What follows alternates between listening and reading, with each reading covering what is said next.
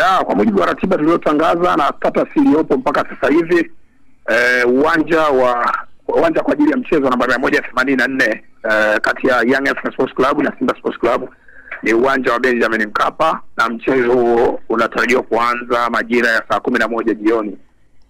Siku hiyo ya Juni 15, 2025. Na viingilio inakuwaje kama Yanga ndio wanapaswa kutangaza ambao wanasema hawachezi? Ya, huu mchezo utakumbuka ulishatangazwa viingilio na tiketi zilishauzwa. Ndio.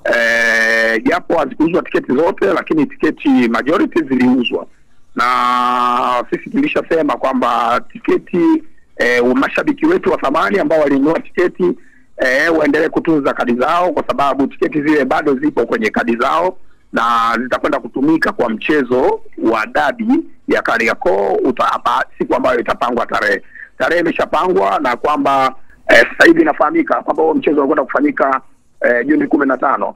Kwa hiyo nadhani utakapofikia wakati wa sisi kuanza kuzungumzia sasa mauzo ya tiketi ama maandalizi mengine ikiwemo vikao kati ya sisi na timu mwenyeji na wadau wengine, basi tutaweka wazi kuhusiana na hilo. Ila kwa sasa hivi bado hatua ya kuanza kuuza tiketi kwa zile zilizosalia haijafikiwa.